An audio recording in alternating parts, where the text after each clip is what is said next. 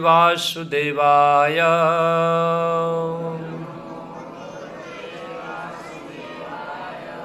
ओम नमो भगवते वासुदेवाय।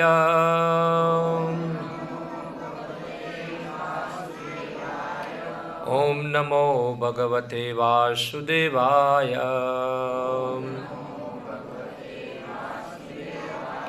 ओम अज्ञानतिमिरन्तस्य ज्ञानञ्जनशलाकया चक्षुरुन्मिलितं येन तस्मै श्रीगुरुवे नमः। श्रीचैतन्यमनोभीष्टं स्थापितं येन भूतले स्वयं रूपः कदा मह्यं ददाति स्वपदान्तिकं। वन्देऽहं श्रीगुरो श्रीयुतपदकमलं श्रीगुरुन् वैष्णवांश्च श्रीरूपं साग्रजातं सहगणरघुनाथामृतं त्वं सजीवं साद्वैतं सावधूतं परिजनसहितं कृष्णचैतन्यदेवं श्रीराधाकृष्णपादान् सहगणललिता श्रीविशाखान्वितांश्च श्रीकृष्णचैतन्यप्रभुनित्यानन्द श्री अद्वैतगदाधर श्रीवासादि गौरभक्तवृन्द। हरे कृष्णा कृष्णा कृष्णा हरे हरे, हरे राम राम राम हरे हरे। हरे कृष्णा। सभी लोगों का हम हार्दिक स्वागत करते हैं भगवद गीता के 6 दिन के ये कार्यक्रम के अंदर, सेशन के अंदर। तो ये कार्यक्रम प्रारंभ करें उससे पहले कुछ सूचनाएं हैं। सूचनाएं इस प्रकार है कि ये जो कोर्स जो पूरा है वह पूरा 6 दिन इसको अटेंड कीजिए, जितना शक्य हो सके इतना। और ये भगवद गीता का एकदम प्राथमिक बेसिक कोर्स है। जैसे कि हम पढ़ाई करने जाते हैं तो केजी, किंडरगार्टन, यूकेजी, फिर क्या आता है एलकेजी। तो ऐसे ही एक सामान्य गीता की समझ है, और गीता तो विस्तार से है समझने के लिए, मगर ये सामान्य है जहाँ से आप गीता को समझना प्रारंभ कर सकते हैं। और जो भी आपको प्रश्न है, प्रश्न आप लिख सकते हैं, और जब हमारा ये सेशन ख़त्म हो उसके अंत में आप प्रश्न जो है पूछ सकते हैं। आपके जो भी प्रश्न है पूछिए, और हो सके तो जो सेशन के अंतर्गत क्वेश्चन हो वही पूछिए। ऐसा है क्योंकि आप कोई प्रश्न करेंगे मगर इस सेशन के साथ उसका कोई संबंध नहीं होगा, और आपको ऐसा लग रहा है तो आप मुझे बाद में पूछ सकते हैं, सेशन ख़त्म हो जाने के बाद ऐसा प्रश्न पूछ सकते हैं। और आपको लग रहा है कि जनरली क्या होता है कि हमारा पूर्व धारणा होता है, हम कुछ पूर्व धारणा लेके आते हैं, इसलिए कई बार ऐसा होगा कि जो हम सोचते हैं ऐसा हमको सुनने को नहीं मिलेगा। तो कई बार हम सोचते ऐसा नहीं होता है, ऐसा नहीं होता है, मगर आप सुनिए पहले क्या है, फिर आप अपनी धारणा के अनुसार समझिए। और ये गीता के टोटल आज का सेशन जो है वो खाली एक फाउंडेशन बनाने के लिए है, भगवद गीता समझने के लिए। गीता के जो अन्य विषय है वो कल से हम प्रारंभ करेंगे। और आप लोगों से विनती है कि जितने लोग आए हुए हैं सब लोग कंपलसरी अपना रजिस्ट्रेशन कराए। नीचे स्क्रब में कराया है, कोई बाकी है अपना नाम पंजीकरण कराने में, तो नाम जो है वो आप नीचे करा सकते हैं। और उसमें क्या होगा, ये हर सेशन के अंत में हम लोग एक परीक्षा लेंगे आपकी कितना आप समझ रहे हैं। परीक्षा इतनी मुश्किल नहीं होगी, सरल होगी। और जिन लोगों ने पंजीकरण कराया है वो लोग अपने उसके अंदर आपका जो मोबाइल नंबर है, ख़ास करके व्हाट्सएप नंबर है, उस पर आप लिखाइए। और ये जो एग्ज़ाम का जो फॉर्म है, गूगल फॉर्म आएगा, सबको पता होगा गूगल फॉर्म, अब तो वो आपको मिलेगा। और उसमें जो क्वेश्चन के उत्तर देने हैं खाली MCQ हो गए, हाँ, आपको खाली टिक मार्क करना है। ऐसा टोटल 10 क्वेश्चन हो गए, और 10 में से मिनिमम पास होने के लिए आपको कितने मार्क लाना है, तो मिनिमम हमारे 60% से ऊपर होना चाहिए, यानी कि 6 तो मिनिमम सच होने चाहिए। ऐसा है। और इस प्रकार से जो लोग 6 दिन एग्ज़ाम देंगे उनको हम 6 सेशन का भगवद गीता का कोर्स का सर्टिफिकेट उसको देंगे। ये सर्टिफिकेट बहुत कम में आएगा आगे जाके तो ये सर्टिफिकेट आपको मिलेगा और ये दिखाता है कि आप गीता के बेसिक ज्ञान को समझे हुए हैं वहाँ। तो इस्कॉन की ओर से सर्टिफिकेट दिया जाएगा आपको भगवद गीता का। तो इसलिए आप आपका पंजीकरण कराना ज़रूरी है। इसमें आपको ये सब इन्फॉर्मेशन मिलती रहेगी और हम लोग उनको ये रिकॉर्डिंग वीडियो भी देंगे। जो ये कोर्स हो रहा है उसका रिकॉर्डिंग भी होगा और फिर आगे जाके आपको उसको सुनना है तो आप उसको सुन सकते हैं, समझ सकते हैं और आपको क्वेश्चन है वो आप पूछ सकते हैं। ठीक है, जितना एक अनाउंसमेंट था।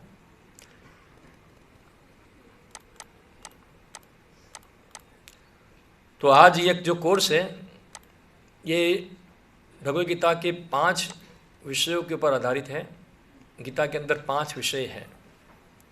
पहला है जीव, दूसरा ईश्वर, तीसरा है प्रकृति, चौथा है काल और फिर है कर्म। ये 5 विषयों के ऊपर ही पूरा भगवद गीता का चर्चा हुआ है। ये उनके सब्जेक्ट हैं और ये 5 विषय ही हम उसको विस्तार से हम समझेंगे। आज इसमें से कोई विषय को हम छेड़ेंगे नहीं। आज खाली हम एक बेसिक चीज़ जो है उसको समझेंगे। ये 5 विषय आप याद रखिए, भगवद गीता के 5 विषय हैं: जीव, ईश्वर, प्रकृति, काल और कर्म। तो ये हमारे 6 दिन के 6 टाइटल हैं। आज का टाइटल है, सब लोग अपने सेल फोन जो जुड़ा है थोड़ा उसको साइलेंट मोड में रख दीजिए। जो लेट से आए हुए पता नहीं होगा उनको, सेल फोन साइलेंट मोड में रख दीजिए। तो आज का हमारा जो पहला दिन है, मनुष्य जीवन का लक्ष्य क्या है और आध्यात्मिक ज्ञान प्राप्त करने की पद्धति क्या है, जो आज का हमारा विषय रहेगा। दूसरा है आत्मा का विज्ञान। तीसरा है भगवान कौन है, क्यों अनेक भगवान, धर्म और शास्त्र। चौथा है भौतिक प्रकृति, काल और कर्म। 5वां है योग के विविध रूप और योग की श्रेष्ठ पद्धति और श्रीमद् भगवद गीता का व्यावहारिक जीवन में आचरण। तो ये हमारे विषय रहेंगे 6 दिन के। ओके, तो आज का विषय हम प्रारंभ करते हैं। जो लोग बच्चे लोग को लेके आए हैं तो मेहरबानी करके आप बाहर बैठ सकते हैं, क्योंकि बच्चे बीच में डिस्टर्ब करेंगे। तो अच्छा होगा कि आप बाहर बैठिए, बाद में रिकॉर्डिंग भेज देंगे आपको। ठीक है, तो ये आज का दिन है जो 2 भागों में है और बहुत महत्वपूर्ण है। ये थोड़ा ध्यान से सुनना पड़ेगा इसको, क्योंकि आज का विषय के आधार पे ही आप अन्य जो विषय है उसको समझ पाएंगे। तो भाग 1 है मनुष्य जीवन का लक्ष्य क्या है और भाग 2 है सच्चा ज्ञान कैसे प्राप्त करें अथवा आध्यात्मिक ज्ञान प्राप्त करने की वास्तविक पद्धति क्या है। तो आज का विषय 2 भागों के अंदर विभाजित है। एक्चुअली ये बहुत बड़ा विषय है, मगर हमने उसको थोड़ा, क्या अभी तो सब चल रहा है ना, छोटा कर दिया ऐसा है। तो ये विषय जो है हमारे लिए समझना बहुत ज़रूरी है और इसके आधार पे ही हम भगवद गीता को समझ सकते हैं। तो पहला भाग हम थोड़ा चर्चा करेंगे। आप स्लाइड देख सकते हैं। यहाँ एक आदमी जो है, एक गाड़ी है, गाड़ी के अंदर ड्राइवर है और एक आदमी है, वो कुछ प्रश्न कर रहा है। क्या प्रश्न कर रहा है? सर आप कहाँ जा रहे हैं? और गाड़ी के में से उत्तर आता है, इसका सेल फोन बज रहा है, प्लीज़ इसको बंद कीजिए, साइलेंट मोड में रख दीजिए। आपसे हार्दिक विनती है, थोड़ा उसको साइलेंट मोड में रख दीजिए प्लीज़। इसमें क्या सबको डिस्टर्ब होगा इसके अंदर, तो थोड़ा आपसे नम्र निवेदन है, इसको बंद कर दीजिए। आप थोड़ा इसको आराम दीजिए, बहुत काम करता है। ओके, तो ये जो गाड़ी के अंदर बैठा हुआ व्यक्ति है वो उत्तर देता है, मुझे डिस्टर्ब मत कीजिए, मैं जल्दी से जाना चाहता हूँ। अब ये स्लाइड के अनुसार हम समझेंगे एक चीज़ को। हर मनुष्य जो है किस लिए काम कर रहा है, क्या उद्देश्य है उसका जीवन जीने का, किस लिए वो दिन इतना भाग दौड़ करता है, क्या है हमारा जीवन का लक्ष्य, हम क्यों इतना सब मेहनत करते हैं। विद्यार्थी लोग पढ़ाई करते हैं, आप लोग जो कि कुछ धंधा, कुछ नौकरी या अन्य कुछ क्रियाएं कर रहे हैं, ये सब करने के पीछे का उद्देश्य क्या है हमारा? क्या मानव जीवन किस उद्देश्य के लिए मिला है? कौन बताएगा आप में से कोई? जिसको पता है वो हाथ ऊपर करो अपना। आप लोग क्यों जी रहे हैं? आपके जीवन का कुछ गोल तो होना चाहिए ना। क्या है, क्या गोल है? गोल पता है ना आपको? लक्ष्य।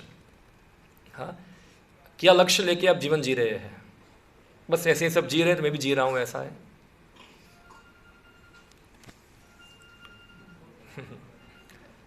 नहीं, बंद कर दो आपका फ़ोन। किसका बज रहा है? आपको सिखाओ कैसे करना है।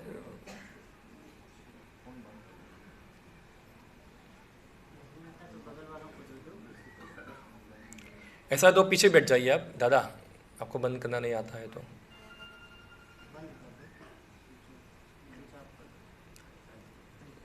ओके, कहाँ? हाँ, तो ये कौन बताएगा कि जीवन का लक्ष्य क्या है?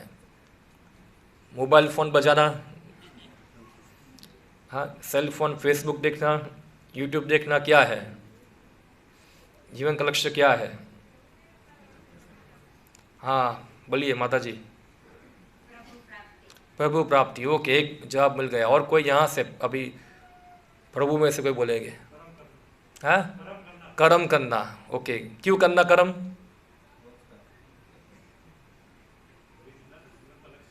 खाली कर्म क्यों करना है? क्यों कर रहे हैं आप कर्म?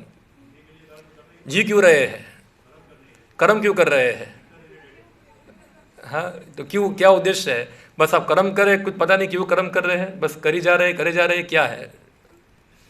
कुछ तो होगा ना इसके पीछे। हैप्पीनेस, वेरी गुड, ये उत्तर है उसका। क्या है कि सब लोग क्या चाहते हैं? सुख चाहते हैं। सब लोग सुख चाहते हैं। हम सब जो है सुख के लिए ही प्रयत्न करते हैं। हाँ, मगर हम सुख के लिए प्रयत्न जो कर रहे हैं वो प्रयत्न किस प्रकार कर रहे हैं, थोड़ा हम देखते हैं।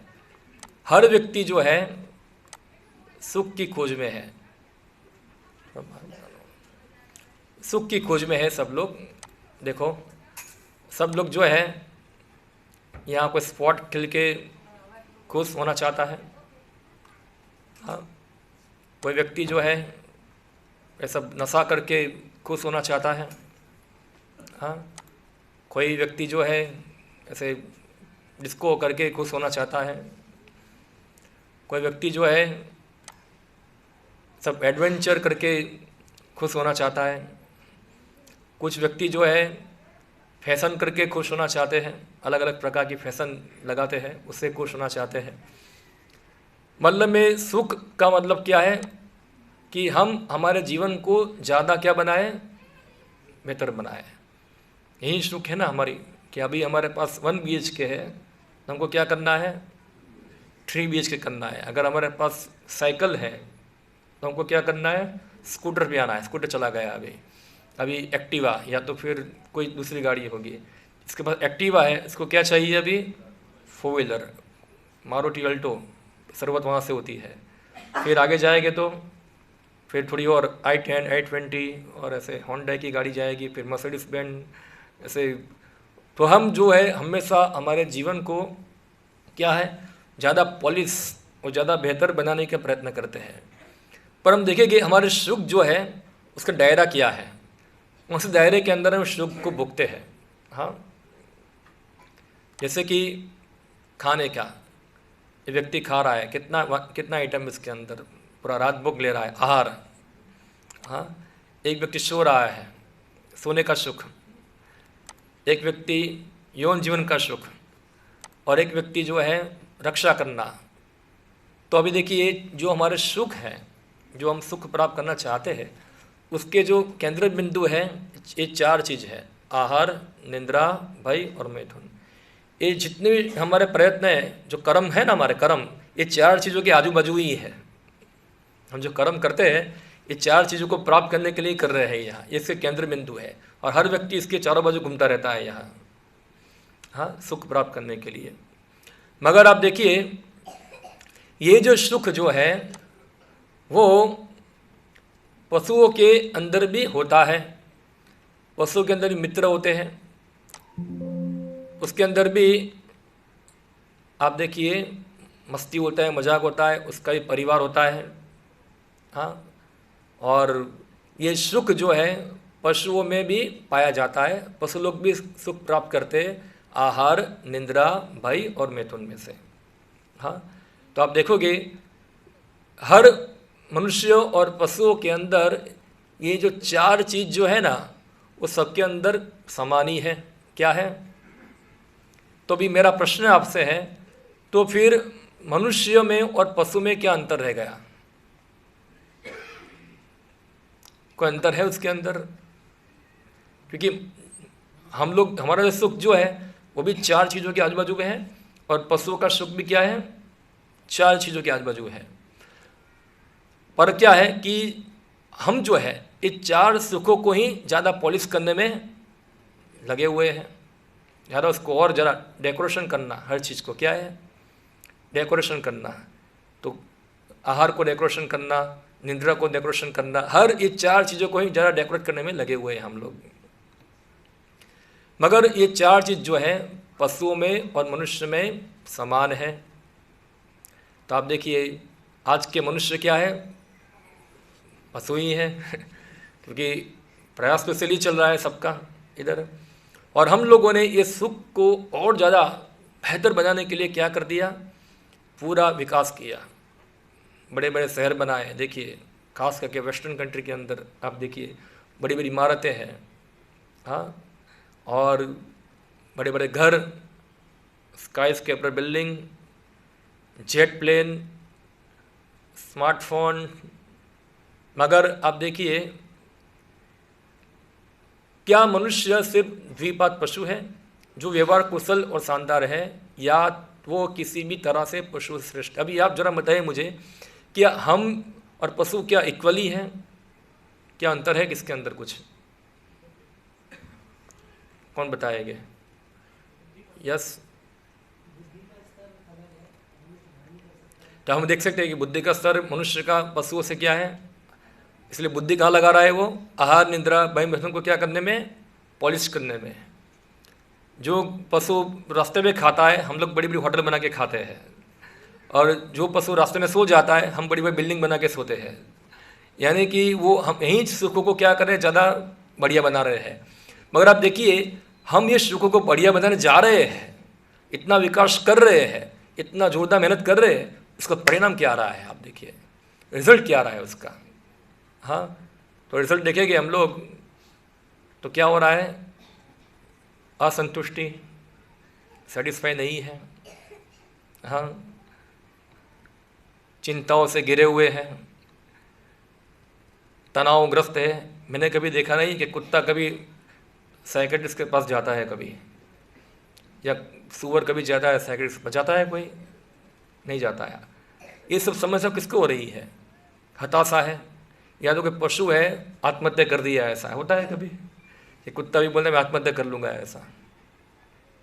हाँ, बिल्ली बोलेगी मुझे सुसाइड करना है, फांसी लगाऊंगा मैं, ऐसे। आज ही एक न्यूज़ में देखा, एक भोजपुरी एक्ट्रेस ने फांसी लगा दिया अपना। ऐसे रोज कुछ ना फांसी लगाते ही हैं सब लोग। तो ये क्या दिखा रहा है कि अगर वास्तव में ये चीज़ों में सुख होता, और हम लोगों ने इतना मेहनत करके उसको इतना डेकोरेशन किया है, इतना उसको सजाया है पूरा फर्स्ट क्लास, तो क्यों फिर लोग ये सब परेशानी से पीड़ित हैं?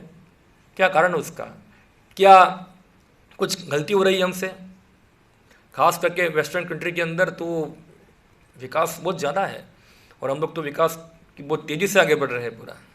हाँ, पहले सबके पास सिंपल फ़ोन था, अभी सबके पास स्मार्टफोन आ गया है, सबके पास गाड़ियाँ है, बंगला है, हाँ, सब कुछ बढ़िया बढ़िया हो रहा है। तो क्या लोगों का जीवन जो धोरण है सुधरना चाहिए ना? लोग शांति में होने चाहिए, सुखी होने चाहिए, आनंद में होने चाहिए, सब होना चाहिए। मगर हम देखते हैं कि लोग में क्या है, ये सिम्टम्स आ रहे हैं, सब डिप्रेशन में है, तनाव है। अमेरिका के अंदर 5 में से 4 व्यक्ति जो थे वो स्ट्रेस से पीड़ित है, और वो हर रोज़ एक गोली खाते हैं, उसका नाम भूल गया हमें।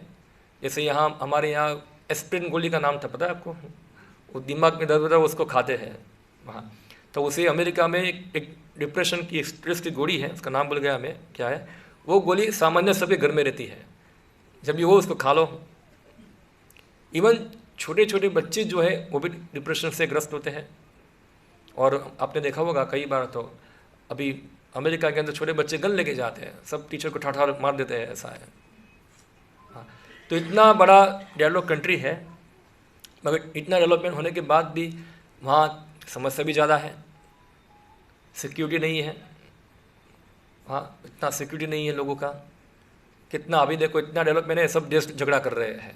अगर वास्तव में विकास ये सब होता तो सब शांति से रहने चाहिए ना, क्यों झगड़ा कर रहे हैं? यानी कि कुछ ना कुछ तो प्रॉब्लम है कि जो चीज़ हम भूल गए हैं और इसके कारण पूरा समाज जो है गलत डायरेक्शन में जा रहा है। हाँ, तो वास्तव में केवल अगर हार, निंद्रा, भय और मैथुन यही अंतर होता, यही एक जीवन का एक हमारा लक्ष्य होता, तो हम देखेंगे पशुओं में और हमारे में क्या अंतर रह गया। फिर क्या अंतर रह गया? तो हमने खाली पशुओं के साथ क्या किया है? स्पर्धा ही किया है। और अगर मेरा एक व्यक्तिगत मत है ऐसा है कि पशुओं के साथ स्पर्धा करने में हम लोग तो हार चुके हैं, हम जीते नहीं हैं। हम क्या है? हम हार चुके हैं, क्योंकि पशुओं को ये चार चीज़ प्राप्त करने में हम जैसा संघर्ष करने की आवश्यकता नहीं है। हाँ, कुत्ते को 20 साल तक स्कूल में पढ़ने की आवश्यकता नहीं है खाना खाने के लिए, और स्कूल का फीस कितना होता है? हाँ, और जिन लोग पढ़ाई क्यों करते हैं? कमाने के लिए। कमाते क्यों है? शादी करने के लिए। तो ये यही सब चीज़ है। कुत्तों के संबंध में ये सब नहीं दिखता है हमको कि उसको टेंशन होगा कि यार मेरी शादी कैसे होगी, मेरे कुत्ते के बच्चे तो एक लॉट के अंदर कितने आते हैं? डजन, हाफ डजन होते हैं। उसको चिंता नहीं है कि मेरे हाफ डजन कुत्तों को कैसे पालूंगा मैं, ऐसा है। और हम लोग प्रगति कर रहे हैं, हम दो, हमारे एक भी नहीं अभी तो हम लोगों को चिंता है, कुत्तों को चिंता नहीं है वहाँ। और घर, परिवार, नौकरी, कितना टेंशन है, तो हम लोग तो उससे हार चुके हैं। अगर यही एक आहार, निद्रा, भय, मैथुन ही अगर जीवन का लक्ष्य होता तो हमसे अच्छा जीवन तो वो लोग जी रहे हैं। हाँ, मगर आप देखोगे कि क्या अंतर है, क्या मनुष्य जीवन और पशु जीवन में क्या अंतर है। जैसे एक व्यक्ति ने उत्तर दिया यहाँ कि बुद्धि का अंतर है, विचार का अंतर है, मगर मैं आपको बताऊंगा पशुओं में बुद्धि तो होती है, होती कि नहीं होती है?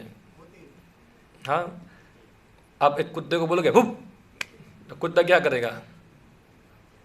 आपको जीप निकल के आएगा करके।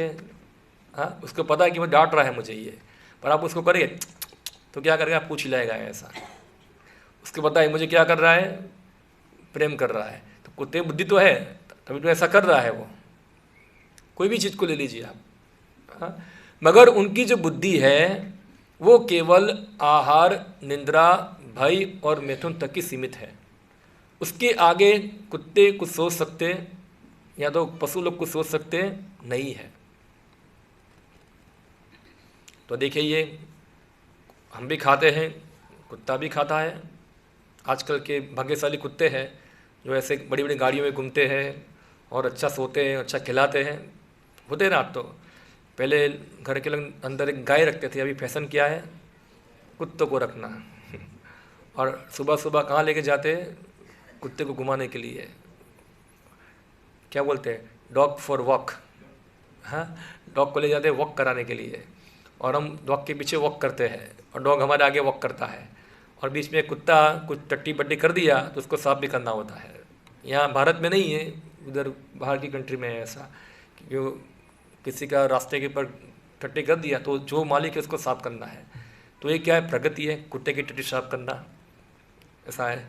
तो कुत्ता ज़्यादा भाग्यशाली है, हमसे ज़्यादा तो उसको कोई ले रहा है। मालिक सोचता है कि मैं कुत्ते का मालिक हूँ, मगर कुत्ता सोचता है कि मैं मालिक हूँ, वो मेरे पीछे भी चलता है और मेरी सेवा कर रहा है, ऐसा है। हाँ, सोने का सुख कुत्ता भी सोता है, रक्षा करने का सुख, ये सभी सुख जो है कुत्तों में, मनुष्यों में, सब में समान पाए जाते हैं, पशुओं के अंदर। तो अभी एक आपका एक परीक्षा करते हैं हम लोग, थोड़ा मुझे उत्तर देना। हर व्यक्ति के, हर पशुओं की कुछ ना कुछ विशेषताएं हैं, हर योनि के पशुओं की कुछ ना कुछ विशेषताएं हैं। इसे एक चित्र बताऊंगा आपको, आप थोड़ा मुझे बताना ये कौन सा पक्षी है? बच्चों को पूछता हूँ पहले, ईगल की क्या विशेषता है?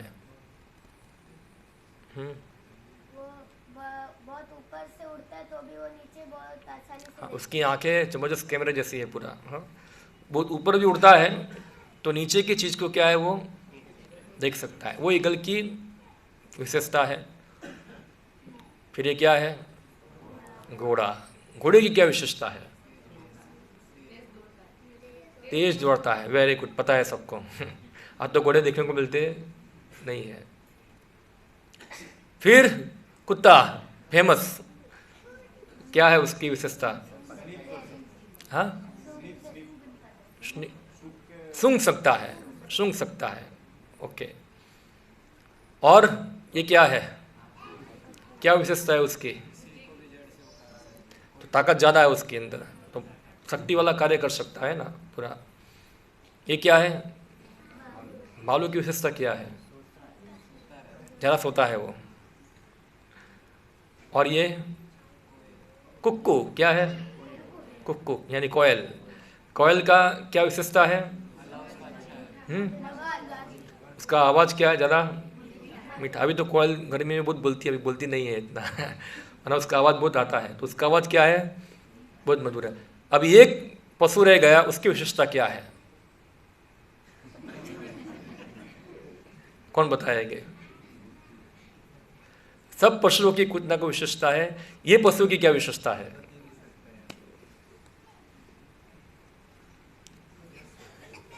पता नहीं क्या है, विचित्र पशु है ये।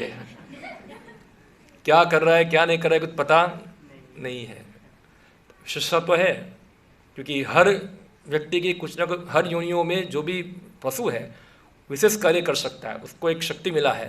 तो ये जो पशु है ना, उसको भी एक शक्ति तो मिला है वो कार्य करने के लिए, मगर ये पशु जानता नहीं है। वो उसको जनाना है क्या है, क्या उसकी विशेषता है उसके अंदर। तो देखिए, शास्त्र बताते हैं कि आहार, निद्रा, भय, मिथुन जो है वो पशुओं में और मनुष्य में क्या है? समान है। तो मनुष्य जो है खास करके वो शरीर प्राप्त हुआ है व्यक्ति को धर्म है तेषाम अधिको विशेषो धर्महीना पशु समानाम, धर्म को समझने के लिए। हाँ, जो व्यक्ति धर्म यानी कि व्यक्ति को तत्व जिज्ञासा करना चाहिए कि वास्तव में सत्य क्या है, मैं कौन हूँ, मैं कहाँ से आया हूँ, भगवान कौन है, ये जगत क्या है, ये सब क्वेश्चन जो है ये पशु को होता है, अन्य पशु को होता नहीं है। ये विशेषता उसको मिली हुई है। बाकी योनियों में सब देखने की, सूंघने की, सोने की, दौड़ने की, वेट उठाने की सब व्यवस्था हुई है, मगर ये जो शरीर है उसका एकमात्र पर्पस यही है, ये सब प्रश्नों का निराकरण करना, यही उसका उद्देश्य है। इसलिए क्या होता है कि ये बुद्धि मिला है उसको ये सब प्रश्न का उत्तर प्राप्त करने के लिए, मगर बुद्धि कहाँ लगा रहा है वो? हाँ, ये सब आहार, eating, sleeping, mating and defending, ये चार चीज़ों के अंदर ही अपनी बुद्धि लगा रहा है उधर। कैसे खाने को अच्छा बनाना है। अभी आप प्लास्टिक की थाली में खाओ या सोने की थाली में खाओ, कुछ टेस्ट में फ़र्क करने वाला है कुछ? हाँ, या तो आप फ्लोर पे सो जाओ या बोले गद्दे पे सो जाओ, कुछ फ़र्क पड़ने वाला है? अब सो जाओगे तो आपको पता भी नहीं कहाँ सोएगा आप, ऐसा है। नहीं, फर्स्ट क्लास चाहिए व्यवस्था। तो इसमें ही पूरा शक्ति, एनर्जी हम जो है ये सब चीज़ों में लगा रहे हैं। बुद्धि दिया है हमको, और बुद्धि कहाँ लग रहा है? ऐसे कार्यों में।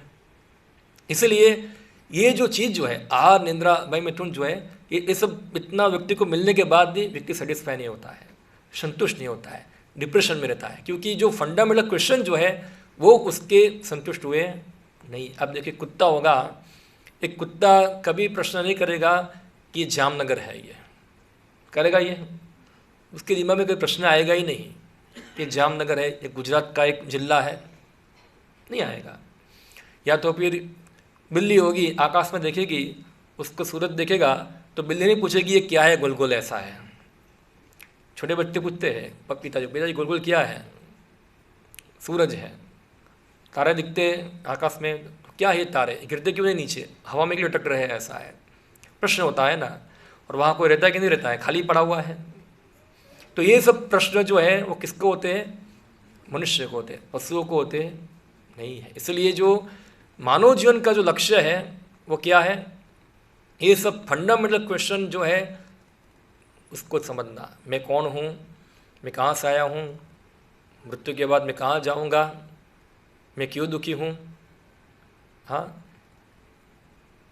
दुखों में से हमेशा के लिए छुटकारा पाना और परम सत्य की खोज करना। और जो तुमको दुख मिल रहे हैं ये सब बीच में, हम सब मरना चाहते नहीं, हमको मरना पड़ता है। कोई मरना चाहता नहीं है, मगर मरना तो पड़ेगा हमको, एज श्योर एज डेट। भय लगता है तो मरेंगे, तो मरने के बाद कुछ है कि नहीं है, खाली बस ऐसा ही ख़त्म, सब ज़ीरो, कुछ नहीं, सब खत्म हो गया कि कुछ है आगे, मेरा अस्तित्व रहेगा कि ख़त्म हो जाएगा। तो ये सब समझना है। क्या कोई ये पूरा सृष्टि है अपने आप बन गया है, कोई भगवान है कि नहीं है, और भगवान है तो फिर ये सब दुख क्यों आ रहा है मुझे? मैं तो सुखी होना चाहता हूँ मगर मैं दुखी हो रहा हूँ, और मैं कंट्रोल क्यों हो रहा हूँ? मैं नहीं चाहता बूढ़ा हो जाऊँ मगर मुझे बूढ़ा होना पड़ता है। हम जो चाह रहे हैं उससे विपरीत, यानी कि हम नियंत्रित हैं, हम इंडिपेंडेंट नहीं हैं। तो ये सब जो है समस्या हमको हो रही है, ये सब दुखों का कोई परमानेंट सॉल्यूशन है कि नहीं, या तो वैसे ही चलता रहना है, क्या है? तो ये सब चीज़ों का विचार करना, उस पर चिंतन करना और इसका समाधान प्राप्त करना, वही एकमात्र मानव जीवन का उद्देश्य है। उसको हम संक्षिप्त में कहेंगे तो अथातो ब्रह्म जिज्ञासा, परम सत्य के बारे में जिज्ञासा करना, क्या है रियलिटी, वो समझना। तो जीवन की समस्या क्या है?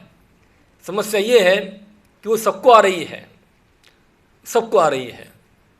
ऐसा नहीं कि कोई समस्या एक व्यक्ति को है, एक व्यक्ति को नहीं है, सबको ही समस्या है, सबके लिए कॉमन है।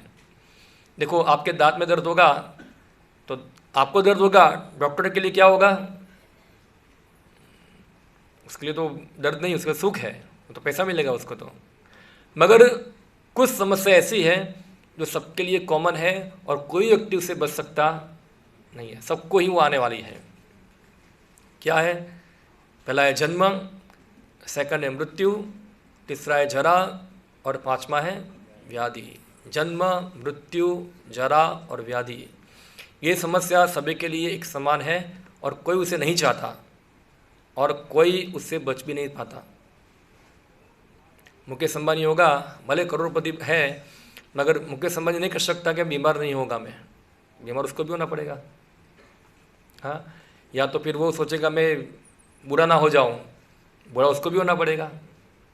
हाँ, या तो मरूँ नहीं, पूरा फर्स्ट क्लास हॉस्पिटल बना दिया, सब हेलीकॉप्टर है, कोई भी होगा तुरंत ले जाएंगे हॉस्पिटल, मरूंगा नहीं, रोक सकता है अपने आप को मृत्यु से? नहीं रोक सकते। फिर पीछे बैठ जाओ, यहाँ से इस तरफ जगह है, उधर थोड़ा पीछे वाला आगे आ जाओ तो पीछे जगह हो जाए।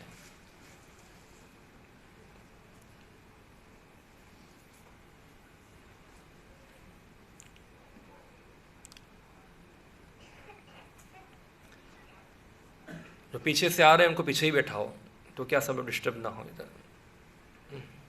तो ये जन्म, मृत्यु, जरा, व्याधि, ये समस्या सबके लिए, कोई चाहता, हम में से कोई चाहता है उसको कि मेरी मृत्यु हो जाए, मुझे वृद्धावस्था आए? सब लोग नहीं चाहते हैं। तो क्या ये सब चीज़ों का कोई सॉल्यूशन है कि नहीं है?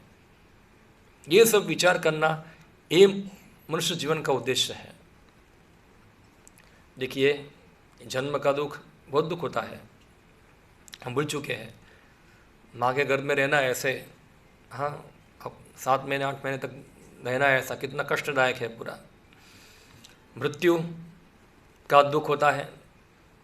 बताए वैदिक साहित्य के अंदर, एक बिच्छू काटता है क्या दर्द होता है आपको पता है? किसको बिच्छू काटा है कभी? पता नहीं है। मच्छर काटे, बिच्छू काटने का अनुभव नहीं है अभी तक है।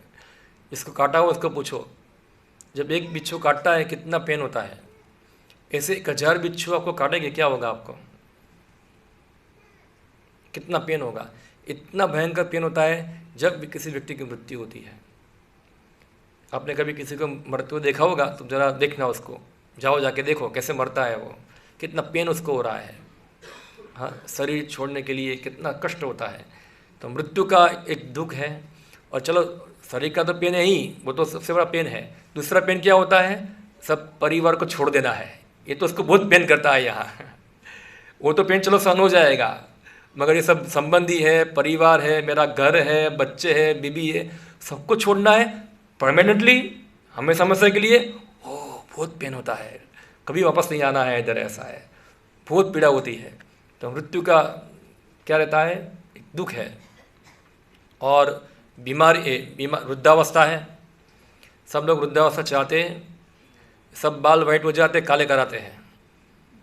हाँ, देखते, और बाल चले गए ऐसे हमारा तरह गंजा हो गए तो क्या करते, अभी तो हेड प्लांटेशन करते हैं ना, सब ड्रिलिंग कर करके एक बाल डालते हैं, रुकते हैं इधर यहाँ, बाल को उगाते हैं। कोई बुरा होना चाहता नहीं है, मगर बुरा होना ही पड़ेगा। और बीमारी, हम बीमारी चाहते नहीं है। कोविड से बच गए, दूसरी बीमारी आ जाएगी, उससे बच गए, वह बीमारी आ जाएगी। बीमारी चलती ही रहेगी, बच पाओगे नहीं। तो ये हमारा जो समझ है कि मानव जीवन जो हमको मिला है, खास करके ये समझने के लिए मैं कौन हूँ, मैं कहाँ से आया हूँ, भगवान, यही उसका उद्देश्य है, और कोई उद्देश्य नहीं है। बाकी जो खाना पीना है वो तो चलता रहेगा। अब देखिए, पशुओं को भी खाना पीना मिल जाता है, उसके लिए उसको इतना कठिन मेहनत करने की आवश्यकता, अगर हम मनुष्य का जीवन कर्म ही करना है तो पशु तो बहुत अच्छा कर्मयोगी है, बहुत अच्छा कर्म करता है वो तो पशु बन जाना बाय डिफॉल्ट ही कर्म कर रहा है वो तो। हाँ, ये नहीं है। किस लिए कर्म करना है, किस उद्देश्य के लिए कर्म करना है, वो महत्वपूर्ण है। पागल की तरह काम नहीं करना है, पागल या गधे की तरह काम करना, विचार के साथ सही चीज़ को समझने के लिए काम करना है, उसके लिए शक्ति लगाना, उसके लिए बुद्धि लगाना है। हाँ, और ये लक्ष्य मानव जीवन में होना चाहिए।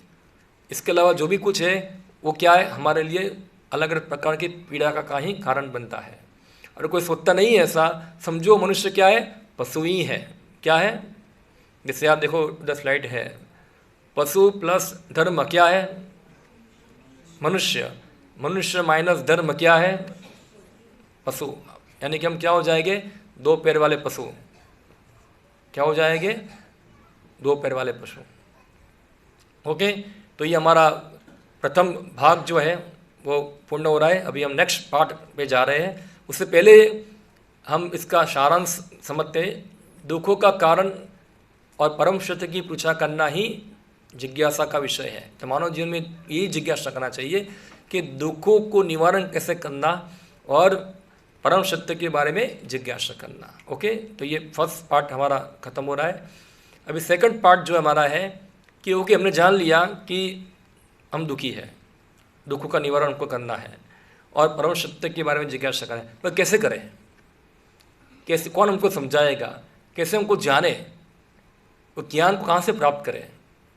ऐसे ही हमको बस आकाश में से कोई आवाज़ आएगा, हमको बता देगा ऐसा है, क्या है, कैसे उसको समझेंगे हम लोग।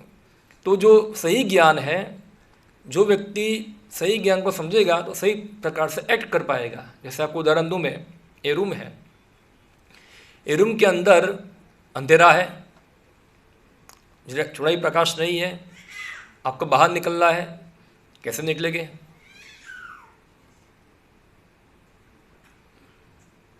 क्या होगा, निकल पाएंगे आप, क्या होगा, आप एक दूसरे से टकराएंगे, आप दीवार से टकराएंगे, आपका सिर फूटेगा, पैर टूट जाएगा, कितना कष्ट होगा। मगर मैं लेट चलूँगा तो क्या होगा, आपको पता है रास्ता कहाँ है, सामने, मुझे निकल जाना है सामने से। तो उसी प्रकार से ये सब दुखों का निवारण हमको करना है। परम सत्य क्या, वो जानने के हमको ज्ञान चाहिए, नॉलेज चाहिए। जिसके पास अज्ञान है वो व्यक्ति ये सबका समाधान कर सकता नहीं, इसलिए ज्ञान प्राप्त करना बहुत जरूरी है, नॉलेज। तो हम बोलते हैं स्कूल में जाके ज्ञान मिलता है, ये स्कूल में तो केवल आहार निद्रा भय मिथुन का ही ज्ञान देते हैं, वो थोड़ा सिखाते परम सत्य के बारे में क्या है, वहाँ थोड़ा सिखाते हैं, उधर वहाँ तो उल्टा सिखाते हैं। हाँ, तो क्या है वो समझना है, ज्ञान क्या है और ज्ञान को कैसे प्राप्त कर पाए। तो हमारा सेकंड पार्ट ये है। तो कुछ भी ज्ञान प्राप्त करना है हमको, एनी नॉलेज जो है उसको प्राप्त करने के 3 तरीके हैं। कितने हैं, थोड़ा ये दार्शनिक विषय है, थोड़ा ध्यान से समझिएगा, ना पता चले तो मुझे पूछने का, मैं 2 बार बताऊंगा आपको, मगर ये समझना बहुत जरूरी है। ये टॉपिक जो है, ज्ञान प्राप्त करने के 3 मार्ग हैं। सबसे पहला है प्रत्यक्ष प्रमाण, यानी कि हमारी सीधी इंद्रियों के द्वारा जो हम देखते हैं, सुनते हैं, उसको अनुभव करते हैं, यहाँ से जो ज्ञान प्राप्त होता है उसको क्या कहते हैं, प्रत्यक्ष प्रमाण। जैसे मैं बोलूँ दिन है कि रात, आप क्या बताएंगे, एक ज्ञान हुआ, रात है, क्या प्रमाण है उसका, तो आप देख सकते हैं, देखो अपनी आंखों से क्या है, अंधेरा ही है। तो ये क्या है, प्रमाण है। इसको क्या कहते हैं, प्रत्यक्ष प्रमाण। यानी कि जो हमारी इंद्रियों के द्वारा हम देख सकते हैं, सुन सकते हैं, उसका अनुभव कर सकते हैं, इसको कहते हैं प्रत्यक्ष प्रमाण। यानी कि हम इंद्रियों के द्वारा उसको ग्रहण करेंगे। फिर है अनुमान प्रमाण। यानी कि कुछ वस्तु जो है, जो हमारे इंद्रियों से परे है, मगर उसके बारे में हम क्या करते हैं, कल्पना करते हैं। जैसे समझो दूर से आवाज़ आ रही है, तो हम क्या कल्पना करेंगे, आवाज़ का कारण क्या है। तो आवाज़ आएगी, तो कुछ आवाज़ आई जोर से धुप करके, अभी कोई अनुमान लगाएगा, अरे कोई गाड़ी टकरा गई, कोई बोलेगा नहीं किसी ने किसी को मारा, अलग अलग अनुमान करेंगे ना। तो अनुमान करके हम कोई एक ज्ञान की बात है। और अनुमान करना भी क्या है, अनुमान करने के लिए भी अलग अलग फैक्टर है। वो सब फैक्टर जो होंगे, जब सब मिलेंगे साथ में, तभी अनुमान के बारे में हम कुछ भविष्यवाणी कर सकते हैं। जैसे कि दूर से धुआं दिख रहा है आपको, तो हम अनुमान क्या लगाएंगे, है आग लगी हुई है। क्यों, क्योंकि हम अभी तक हमारा अनुभव में क्या है कि जहाँ धुआं होता है वहाँ आग होती है।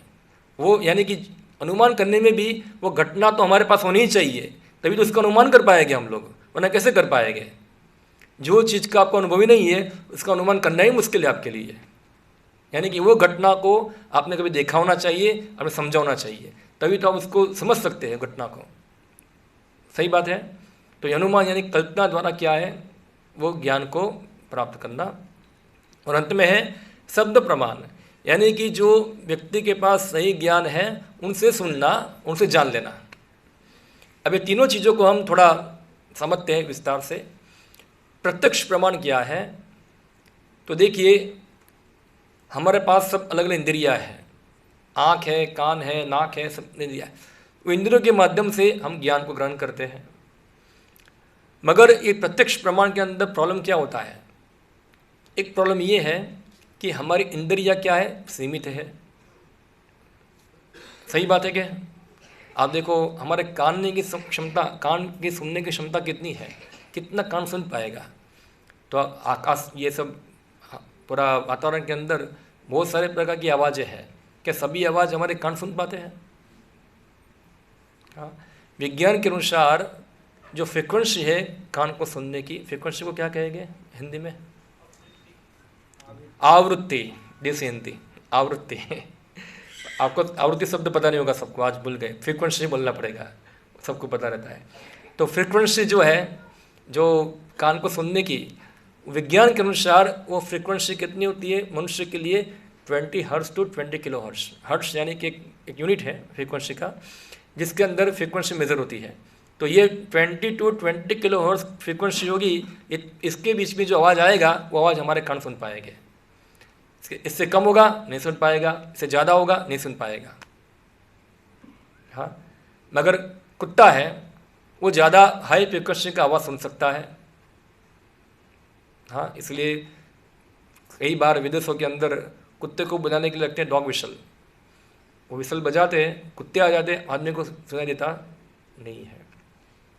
और आप देखोगे हमारे आँखें देखने की क्षमता है, तो हम देखेंगे क्या कितने कितने प्रकार के रेस होते हैं, अलग अलग रेस होते हैं ना। बच्चों को पता होगा, सब पढ़ाई करते होंगे, कितने रेस होते हैं।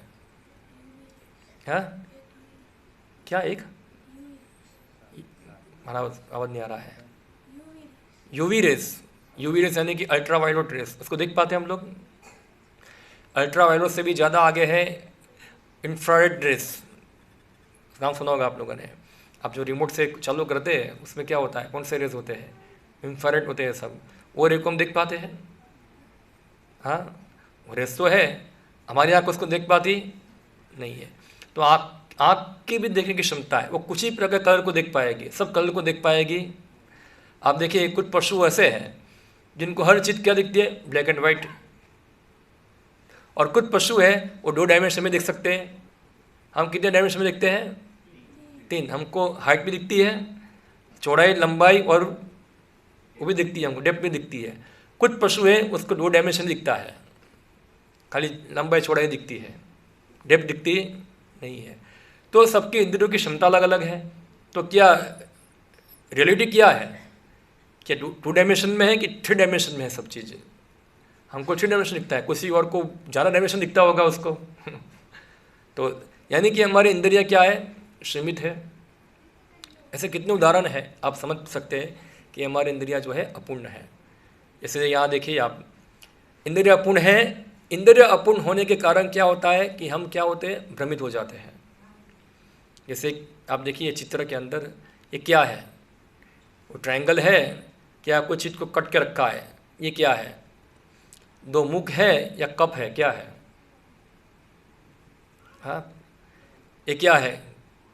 दादा दादी है, कुछ और है? क्या है? अभी देखो सबको अलग अलग दिखता है। किसी को दादा दिखेगी, किसी को दादी दिखेगी, किसी को गिटार बजा रहा है, कोई टोपी को पकड़ा हुआ है, पीछे झोपड़ी है, ऐसा दिखेगा सबको। हाँ, तो हमारी इंद्रिय क्या हो रही है? भ्रमित हो रही है, और ज़्यादा भ्रमित करते हैं उसको, इंद्रियों को। हाथी के कितने पैर है? गिन लो बच्चे लोग, स्कूल में कितने सिखाया? 4 है, गिनो।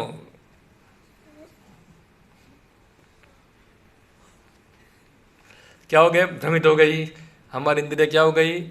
भ्रमित हो गई। हमने सुना है हाथी के 4 ही पैर होते हैं, मगर चित्र के अंदर पता नहीं कितने पैर है उसके अंदर। गिनने जाते तो कब पता नहीं मिस्टेक हो जाती उसके अंदर। हाँ, यानी कि हमारे इंद्रिया क्या हो रही है? भ्रमित होती है। हाँ, इसी तरह से हम केवल इंद्रियों के बलबूते पे जो रियलिटी है, परम सत्य है, उसको समझ सकते नहीं, क्योंकि परम सत्य तो हमारे इंद्रियों से परे है। इवन भौतिक जगत की बहुत सारी चीज़ जो है वो हम उसको देख सकते नहीं है। क्या हम वायरस को देख सकते हैं? हम बैक्टीरिया को देख सकते हैं? क्या हम इलेक्ट्रॉन को देख सकते हैं? तो बहुत सारी चीज़ें जो हम हमारी इंद्रियों के द्वारा उसको समझ सकते नहीं है, फिर भी उसका अस्तित्व तो है।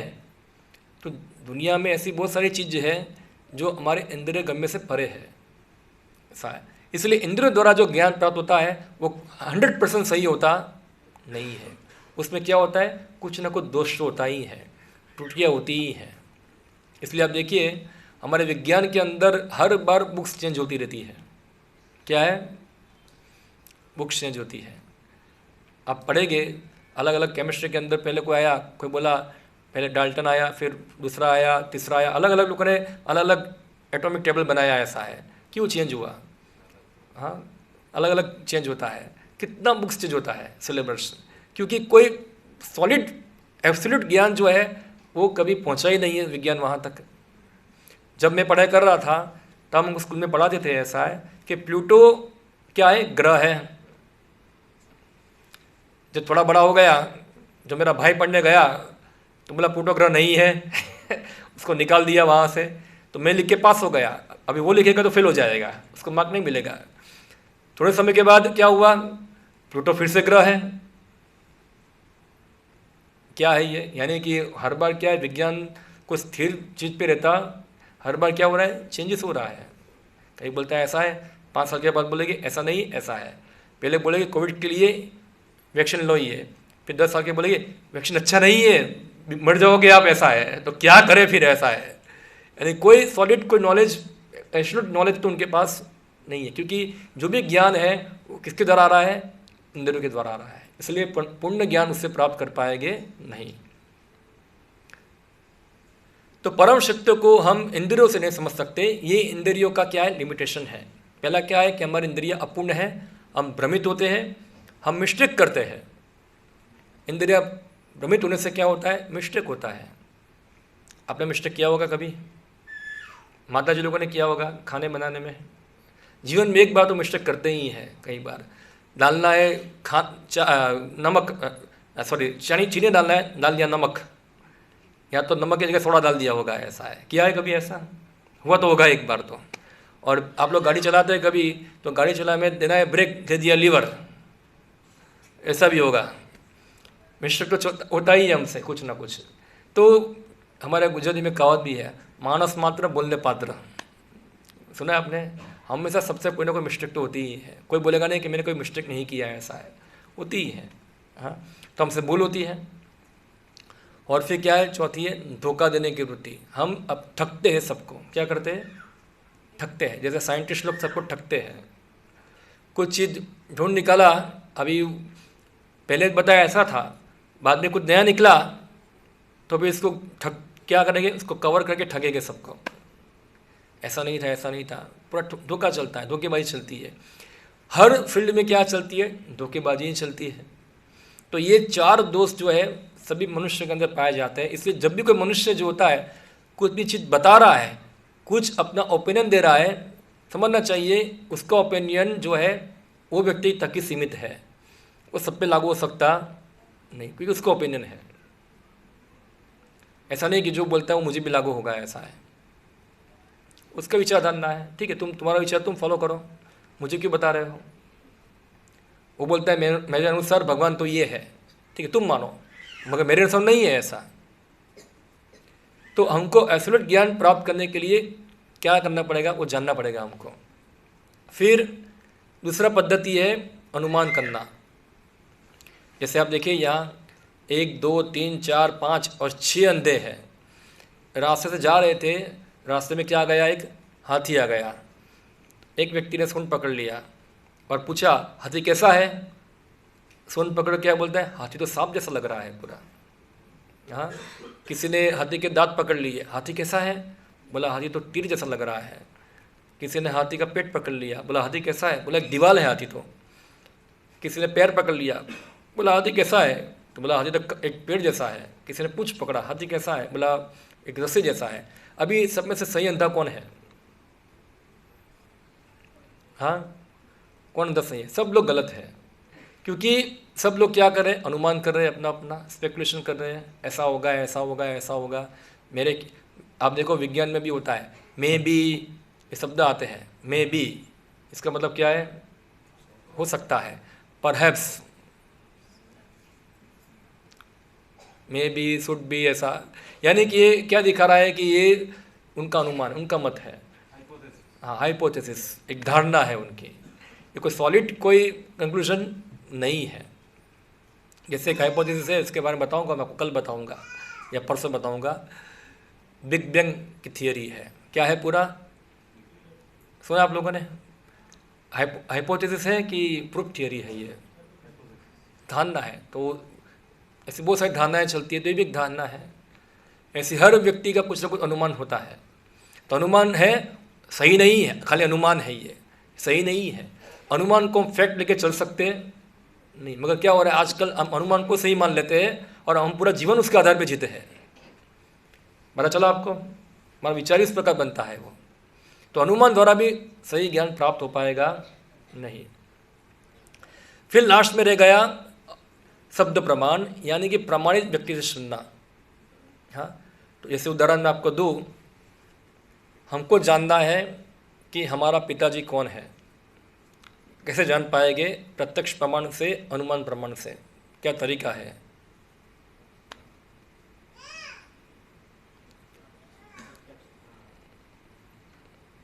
क्या तरीका है प्रत्यक्ष प्रमाण का, माँ बताएगी, प्रत्यक्ष प्रमाण थोड़ा है। प्रत्यक्ष प्रमाण क्या है,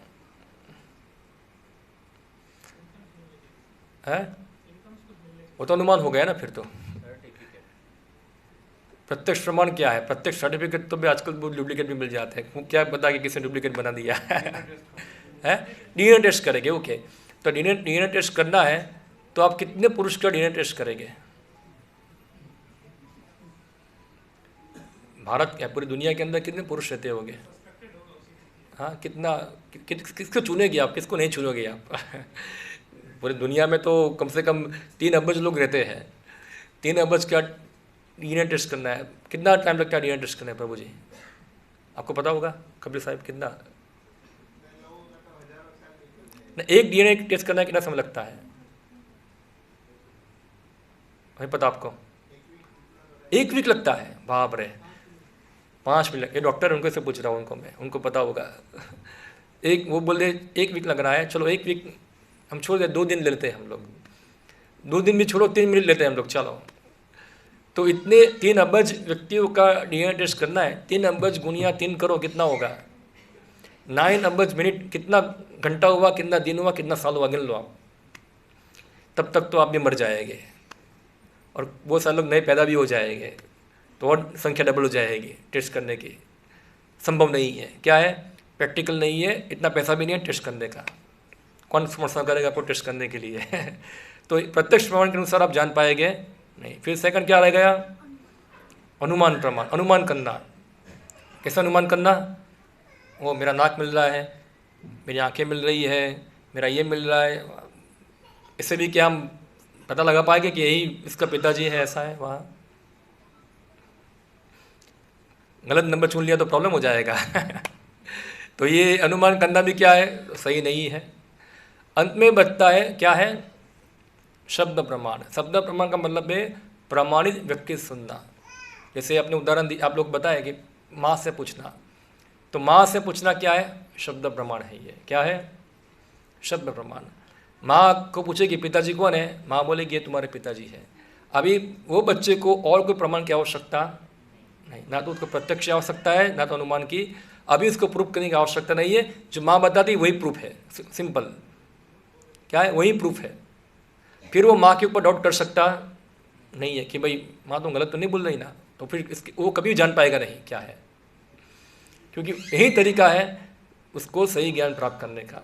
उसी प्रकार से हमको परम सत्य के बारे में जानना है, तो हमको कौन बता पाएगा जगत की हर घटना को, हम क्यों आए इधर, ये जगत किसने बनाया है, हम क्यों दुखी है, ये कौन बता पाएगा।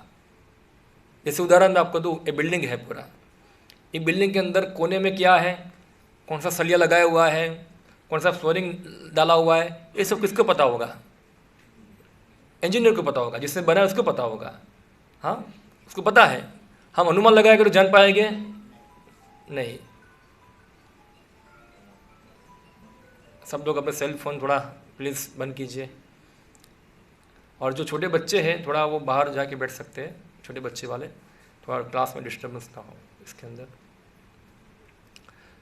तो इसलिए हम लोग जो है अनुमान और लगा के या तो प्रत्यक्ष की तरह हम कहीं सही चीज़ जान पाएंगे नहीं। हाँ, हमको शब्द प्रमाण पे निर्भर रहना पड़ेगा। ओके, तो ये है अवरोह पद्धति, यानी कि शब्द प्रमाण गुरु शिष्य परंपरा के द्वारा सही ज्ञान को प्रमाणित व्यक्ति सुनना, यह है शब्द प्रमाण। तो जो प्रत्यक्ष प्रमाण है और अनुमान प्रमाण है वो नीचे से ऊपर जाता है।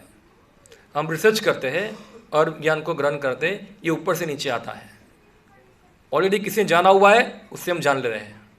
जैसे कि यहाँ एक रोड मैप है पूरा, तो यहाँ लिखा है कलकत्ता 170 किलोमीटर, ऐसे कुछ बोर्ड लगाया है। जैसे कि हमको द्वारका जाना है तो लगा हुआ 140 किलोमीटर, तो हम उस पर क्या करेंगे, विश्वास करेंगे, हम इस पर शंका करेंगे नहीं, क्योंकि ऑथोराइज व्यक्ति ने क्या है उसको लगाया हुआ है वहाँ। उसी प्रकार से प्रमाणित व्यक्ति से ज्ञान प्राप्त करना वो है शब्द प्रमाण। ये उदाहरण माँ का बेटे को बता रही है तुम्हारा पिता है। तो शब्द प्रमाण क्या है, दिव्य साहित्य जो है उससे सुनना, वैदिक साहित्य सुनना। तो वेद जो है वो क्या है, शब्द प्रमाण है। वेद की उत्पत्ति किसी मनुष्य के द्वारा हुई नहीं है। वेद जो है वह सृष्टि के प्रारंभ से ही मौजूद है। हाँ, इसलिए वेदों को कहते हैं अपौरुषेय। क्या कहते हैं, उसको लिखना जो है, वेद जो अभी पुस्तक रूप में आता है हमारे पास, वो क्या हुआ कि पहले वेद जो आते थे, सबसे पहले गुरु बोलता है, शिष्य सुनता है और शिष्य को याद करता है, फिर वो शिष्य आगे जाके गुरु बनता है और फिर वो अपने शिष्य को क्या है, सुनाता है। ऐसे हर परंपरा आगे बढ़ती है। आप देखिए आजकल हम इतिहास में पढ़ते हैं ना, सब गलत है। हर चीज़ का ज्ञान वेद में होता है। हम खेती कर रहे हैं ना, खेती जो खेत पर खेती कर रहे हैं, वो खेती का ज्ञान भी वेद से ही आता है। किसने बताया कि दाना ऐसे बोना है? कोई व्यक्ति ऐसा नहीं कि हमको पढ़ा है ऐसा कि वो पहले आदि मानव थे और फिर ऐसे बस दाना बो दिया और उग गया। नहीं, पहले से ही पता है, सृष्टि के प्रारंभ से ही पता है कैसे दाना बोना है, ऐसे उगेगा ये। आप कोई भी ऑक्यूपेशन ले लीजिए, कोई लुहार होगा, सुथार होगा, सोनी होगा, सभी ज्ञान जो है परंपरा से ही आता है, पारंपरिक तरीके से ही आता है। एवं रसोई करने की बात ले लें आप, किसने पहले रसोई बनाई, किसने पहले खिचड़ी बनाई? सबसे पहले सब वैदिक ज्ञानी है, वहाँ से ही सब आ रहा है, पाक शास्त्र पूरा ऊपर से। हर चीज़ का ज्ञान किस में है? वेदों में है। तो वेद जो है कुछ मनुष्य का सर्जन नहीं है, वो भगवान द्वारा मानव समाज को दिया गया हुआ है। वेदो नारायण साक्षात, वेद जो है वो नारायण साक्षात है, जो शब्द रूप में ये जगत के अंदर आते हैं। हाँ, इसलिए वेद के अंदर कभी भी कोई क्वेश्चन मार्क कर पाएगा नहीं। जैसे वेद पे क्वेश्चन करना यानी कि अपनी माँ पे क्वेश्चन करना, कि माँ बोलेगी तुम्हारा पिता है, तो माँ को हम बोलेगी मैं क्यों मानूँ? तो वेद जो बता रहे हैं उसको हमको 100% बिना किसी डाउट के, बिना किसी ऑब्जेक्शन के 100% स्वीकार करना पड़ेगा उसको। वो बोल रहे हैं वो सही है। अभी कई बार वेदों के अंदर हमको विरोधाभास दिख पाएगा, वो हमारी गलती है, वेदों की गलती नहीं है। जैसे उदाहरण दूँ मैं आपको, वेदों के अंदर एक जगह पे लिखा होगा ऐसा कि मल को स्पर्श करना अछूत है, आपको स्नान करना पड़ेगा। या ऐसा कोई बोले डेड बॉडी को स्पर्श करना अच्छा नहीं है, आपको स्नान करना पड़ेगा टच करके। वेदों में बोला होगा गाय का गोबर पवित्र है। गोबर क्या है? मल ही है। तो फिर क्या है, वेद गलत बता रहे हैं? क्या है? दोनों सही है। क्या है? मल को स्पर्श करके स्नान भी करना है, मगर गाय का गोबर स्पर्श करके स्नान करने की आवश्यकता नहीं है, क्योंकि वो पवित्र है। ऐसा है, दोनों ही सही है। आप किसी भी डेड बॉडी को स्पर्श करो, आपको नहाना पड़ेगा, सही है। मगर आप देखो शंख जो है वो क्या है? एक प्रकार का बॉडी ही है, वो एक पशुओं का, एक जीव का। उसको तो मंदिर में उपयोग करते हैं पूरा। हाँ, यानी कि वेद जो है कभी भी इसके अंदर विरोधाभास कभी होगा, मगर हमको इसको प्रमाणित रूप में ग्रहण करना पड़ेगा। ये सबसे पहले हमको समझना है। अगर हम वेद को आधा स्वीकार करेंगे, आधा स्वीकार नहीं करेंगे, तो हम कभी भी सही ज्ञान को समझ पाएंगे नहीं। हमको उसको 100% ही ग्रहण करना पड़ेगा, बिना किसी डाउट। हाँ, हमको पता ना चले तो हम प्रश्न कर सकते हैं। वेद जो है, क्योंकि वेद जो है हमको ये जगत का, ये जगत से परे अन्य लोगों का भी ज्ञान देता है। अभी हमारा अनुभव में क्या होगा? खाली जामनगर ही है। जैसे हम एक कुएं के अंदर डेढ़का होता है, मेढक होता है, हिंदी में मेढक बोलते हैं। एक कुएं के अंदर होगा। अभी मेढक को क्या है, खाली कुएं के बारे में पता है। एक बार मेढक बाहर आ गया, उसने देख लिया समुंदर, वापस कुएं के अंदर गया और दूसरे मेढक को बोलेगा ऐसा है कि आज तो मैंने बहुत बड़ा पानी देखा। बोला कितना पानी था? हमारे कुएं जितना था? नहीं, कुएं से थोड़ा बड़ा था। ऐसा है, इतना पेट फुला है उसने, बहुत पेट फुला है। कितना बड़ा था? ऐसे फुप करके पेट फाड़ दिया। ऐसा है, मगर वो अपने कुएं की तुलना में समुद्र को माप सकता नहीं है वहाँ। अभी इसी तरह हम हमारी छोटी बुद्धि से हम जो भी हमारा अनुभव है जगत के अंदर, जो हम देख रहे हैं, सुन रहे हैं, महसूस कर रहे हैं, वो चीज़ों को ही हम वेदों के ऊपर आरोपित करते हैं कि उसके अनुसार ही वेदों में होना चाहिए। अगर नहीं होता है हम नहीं मानते हैं। हाँ, क्योंकि वो हमारे अनुभव में नहीं। हम बोले हम्बक हम्बक छे बधु, ऐसा क्या बोलेंगे हम लोग? सब हवा में छे, ऐसा नहीं, हमारे अनुभव में नहीं है। हो सकता है होगा, हमने देखा नहीं उसको। हाँ, इसलिए वेदों जो को हमको बिना किसी संकोच के स्वीकार करना पड़ेगा, और कोई तरीका नहीं है परम सत्य को जानने का। तो वेद क्या है? वैदिक साहित्य में क्या क्या आता है? 4 वेद है, वेदांत सूत्र है, 18 पुराण है, 108 उपनिषद है, महाभारत, रामायण, ये सब मिलके वेद बनते हैं। उसको श्रुति और स्मृति कहते हैं। ये 2 उसके अर्थ होते हैं यहाँ। अभी वेद का कार्य क्या है? वेद का ज्ञान जो अच्युत है, उसमें कभी भी कोई चेंज करने की आवश्यकता नहीं, उसको अपडेट करने की आवश्यकता होती।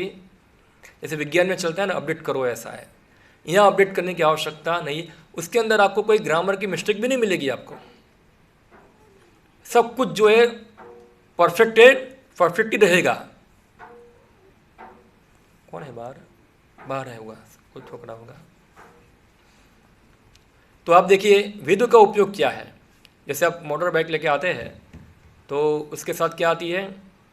एक मैनुअल आता है, कैसे मोटर बाइक को क्या है चलाना है।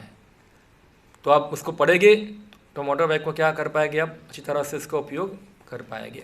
उसी प्रकार वेद जो है वो मानव समाज को दिए जाते हैं, कैसे जीवन जीना है वो सिखाने के लिए, क्या करना है क्या नहीं करना है। पूरा A to Z जो है हमको वेदों में से ही मार्गदर्शन मिलता है।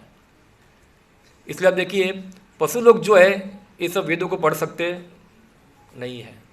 मनुष्य समाज के अंदर ही ये प्रावधान है, शास्त्रों को समझना, उसमें से मार्गदर्शन लेना। अभी वेद इतना विशाल है कि आपका जीवन पूरा पढ़ते पढ़ते खत्म हो जाएगा, ऐसा है। मगर पूरा ज्ञान का स्टोर हाउस क्या है? वेदों में ही है। वेदों में, अभी वेदों को हम थोड़ा प्रमाणित करते हैं। बहुत सारी चीज़ जो वेदों में है, जो हम हमारे प्रत्यक्ष अनुभव में भी देख सकते हैं कि वो होती है। जैसे कि श्रीमद् भागवतम में 33 स्कंद के अंदर बताए कपिल भगवान, माँ के गर्भ के अंदर जो शिशु बनता है वो कैसे डेवलप होता है पूरा। अभी भागवतम तो 5000 साल पहले हुआ, और कपिल भगवान तो कितने पहले आ गए। तो उन्होंने क्या कुछ उस समय कोई मशीन बनाया था, सोनोग्राफी देखा सब अंदर कि कैसे होता है सब पूरा। अभी ये भी मशीन बनाया सब लोगों ने, और फिर सब स्टडी करते हैं कि क्या है क्या नहीं है सब। मगर ऑलरेडी भागवतम में तो पहले से बताया हुआ है ऐसा कि पहले दिन बच्चा जो होता है 9 छिद्र होता है, उसके अंदर 9 छिद्र में से फिर अलग अंग बनते हैं, डेवलप होता है पूरा, और फिर चेतना आती है, फिर पलटी मारता है, फिर उसको कई बार माँ को टीका खाती है, उसको जलन भी होती है। इतना सारा चीज़ बताया है भागवतम के अंदर। अभी वहाँ कौन सोनोग्राफी लगा के देखना गया था वहाँ? तो ये क्योंकि प्रामाणिक व्यक्ति से आ रहा है ज्ञान ये। उसी प्रकार वनस्पति में जीवन है, वेदों में है, वेदों में है, मगर पहले विज्ञान मानता। भारत के एक वैज्ञानिक ने इसको प्रूव कर दिया। कौन था वो? जगदीश चंद्र बोस, कि नहीं वनस्पति में क्या है? जीवन है। अग्नि में भी जीवन है, अग्नि में भी जीवन है। पहले हम सुनते थे ऐसा कि 100 डिग्री के ऊपर आप टेम्परेचर करो सब क्या हो जाते हैं? मर जाते हैं। मगर ऐसे बहुत सारे बैक्टीरिया जो है वो 1200 डिग्री में जिंदा रहते हैं। उसको फायर बैक्टीरिया कहते हैं। क्या कहते हैं? आप थोड़ा गूगल में सर्च मारना है, ऐसा फायर बैक्टीरिया आपको दिख जाएगी उसके अंदर। कि 1200 डिग्री टेम्परेचर में जिंदा रहते हैं। तो शास्त्र में लिखा है कि अग्नि के अंदर भी जीवन होता है, अग्नि में जीवन है। गाय का गोबर पवित्र है, वेदों में लिखा है। पहले लोग क्या मूर्ख लोग, ये सब भारतीय लोग घर के अंदर गोबर लगाते हैं, मगर गाय का गोबर पवित्र है। आज बहुत सारा मेडिकल साइंस भी प्रूव करता है, आयुर्वेद पूरा है। क्या बता रहा है? गाय के गोबर के अंदर कितने सारी क्वालिटी है, कितने सारी बीमारियाँ दूर करता है। गाय गोबर मूत्र, अब की लाइन लगती है, बाबा रामदेव तो कितना कमा निकल लिया उससे, इससे गाय गोबर मूत्र से तो पूरा। तो क्या ये और वेदों में है ये? भविष्यवाणियाँ सब वेदों में हुई है। बुद्ध भगवान आएंगे, भागवत में भविष्यवाणी, चैतन्य महाप्रभु आएंगे, चाणक्य आएगा, सम्राट अशोक, जीसस, मोहम्मद, सबकी भविष्यवाणी शास्त्र में बताई गई है। तो ये सब प्रत्यक्ष के द्वारा भी हम समझ सकते हैं कि वेद क्या है, जो बता रहे हैं वो हो रहा है। आप भागवतम पढ़ेंगे तो भागवत में कलयुग का वर्णन है। 12वां स्कंद पढ़ो आप जो पढ़ेंगे उसको आप अभी देख पाएंगे जो हो रहा है ऐसा। एग्जैक्टली ऐसा हो रहा है, और आगे और होने वाला है। क्या होगा? तो बताया कि बारिश नहीं गिरेगी, खाने को नहीं मिलेगा, और सब लोग की हाइट क्या हो जाएगी? छोटी हो जाएगी, शक्ति भी क्या हो जाएगी? क्षीण हो जाएगी, आयु भी क्या हो जाएगी? क्षीण हो जाएगी। और सब लोग क्या करेंगे? राजा वो टैक्स डालेगा, जीएसटी बढ़ जाएगा, इनकम टैक्स बढ़ जाएगा, और सब क्या करेंगे? सब कंटाड़ के जंगल की ओर भाग जाएंगे। ऐसा है, वो लिखा है किसके अंदर? भागवतम में। और सही हो रहा है धीरे धीरे, अभी आगे होगा धीरे धीरे, एक प्रेडिक्शन सही पड़ेगा। ऐसी बहुत सारी चीज़ें जो 12वें स्कंद में बताया गया है। तो वैदिक साहित्य के अंदर से सबसे महत्वपूर्ण चीज़ है वो क्या है? भगवद गीता। क्या है? हम देखते हैं, भगवद गीता का नाम सुना होगा आप लोगों ने। क्यों गीता को इतना महत्व दिया गया है? क्या कारण है उसका? क्योंकि वेद इतना विशाल है ना, उसको पढ़ना मुश्किल है हमारे लिए। मगर भगवद गीता जो है सभी वेदों के एसेंस को रख दिया है अंदर। अगर कोई व्यक्ति खाली भगवद गीता ही पढ़ेगा ना, तो समझो उसको वेदों को पढ़ने की आवश्यकता नहीं है, क्योंकि पूरा सारांश जो है वो किस में है? भगवद गीता में है। और कलयुग के अंदर तो इतनी गीता भी क्या सबको लगती है? अरे बाप रे, इतनी मोटी, कोई छोटी लेके आओ ऐसा है। अरे भगवान ने उसको और छोटी कर दिया, अभी कितनी छोटी करनी है, ऐसा है। अभी पूरा वेद पढ़ने को बोलते, एक वेद के अंदर कम से कम तो 1 करोड़ श्लोक हो गए, मंत्र हो गए। ऐसा 4 वेदों में 4 करोड़ होगा। और फिर कितने पुराण है? 18 पुराण है, उपनिषद है, इतने सारे संहिताएं हैं, सब पढ़ेंगे तो पागल हो जाएंगे आप लोग। इतना बुद्धि भी नहीं है समझने के लिए, इतना टाइम भी नहीं है, कहाँ से पढ़ेंगे उसको। इसलिए कलयुग के अंदर क्या है, सबसे भगवान ने क्या कर दिया, हमको वेदों का सारांश जो है वो किसमें दिया है, भगवद गीता में। तो भगवद गीता जो है सभी वेदों में सबसे महत्वपूर्ण साहित्य है। और हम जो चर्चा करेंगे वो भगवद गीता के पे ही चर्चा करेंगे। अब ये गीता तो हमने देख लिया, अब ये गीता को समझना कैसे है वो भी एक महत्वपूर्ण है। गीता तो खरीद लिया, समझेंगे किसको, कैसे समझेंगे, तो वही गीता के अंदर समझा गया है कैसे गीता को समझना है। हाँ, कैसे गीता को समझना है। तो गीता में 2 श्लोक आते हैं, वो 2 श्लोकों के अंदर गीता को समझने के बारे में बताया है। एक श्लोक आता है 4 अध्याय के अंदर, हाँ, एवं परंपरा प्राप्तम एवं राजशयो विदु सकालेन मता योगो नष्ट परम तप। इससे पहले जो श्लोक है, इवं विवस्वते योगम पुक्तावाहम अवयम विवस्वान मनवे प्रावा मनवे ईश्वा कवे ब्रवित। तो भगवान कृष्ण बताते ये श्लोक, एक गीता का ज्ञान सबसे पहले मैंने किसको दिया, सूर्यदेव को बताया। सूर्यदेव ने ज्ञान किसको दिया, अपने पुत्र हाँ मनु को दिया, वैवस्वत मनु को। मनु ने एक ज्ञान दिया ईक्ष्वाकु को। इस प्रकार परंपरा में ज्ञान आ रहा था, परंपरा में ज्ञान, एवं परंपरा प्राप्तम एवं राजशयो विदु। तो गीता का ज्ञान जो है परंपरा में प्राप्त होता है, किसके अंदर, परंपरा में। और ये परंपरा के अंदर जो आते हैं उसके पास जाके ज्ञान सीखना होता है।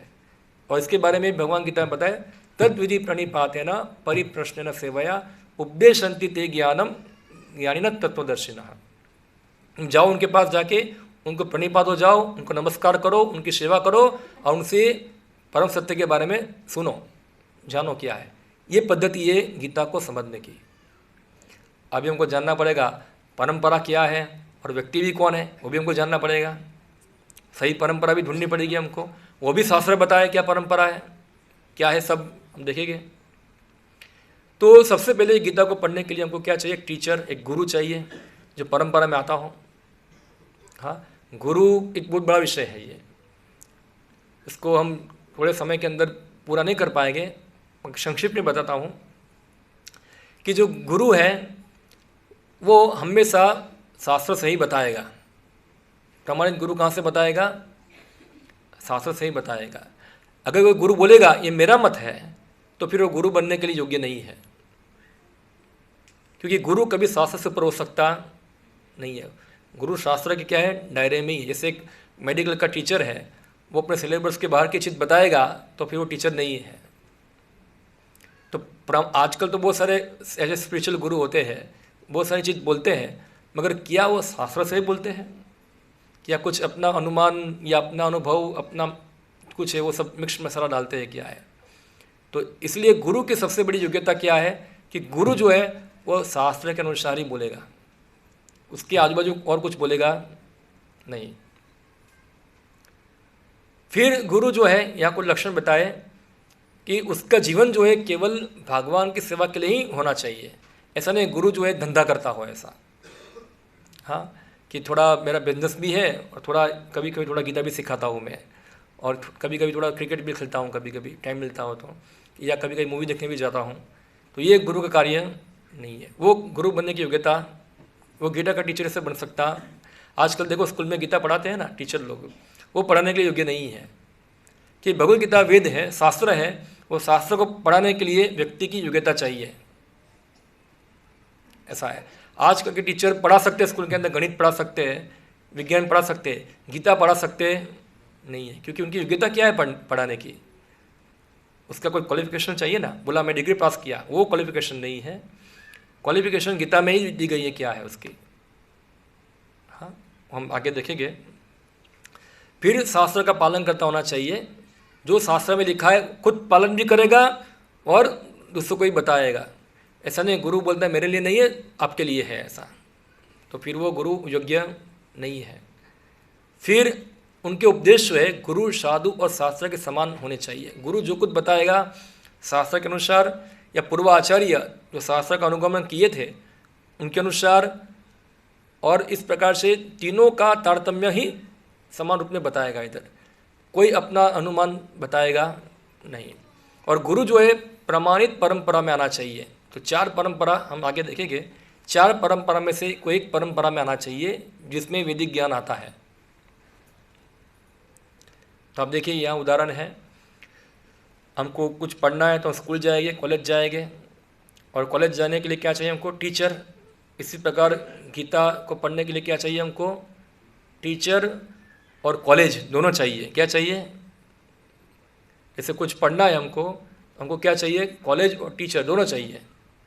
हमको डॉक्टर बनना है, हम पुस्तक लेके आ जाएंगे बाज़ार से, पुस्तक पढ़ लेंगे, फिर बोलेंगे पिताजी आपको ऑपरेशन करता हूँ मैं, चलो।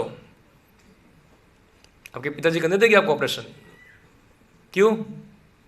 खाली रट्टा मारने से चलेगा? उसको क्या करना पड़ेगा? उसको कॉलेज में जाना पड़ेगा, एडमिशन लेना पड़ेगा, वहाँ जाके दूसरे डॉक्टर से क्या करना पड़ेगा? सीखना पड़ेगा।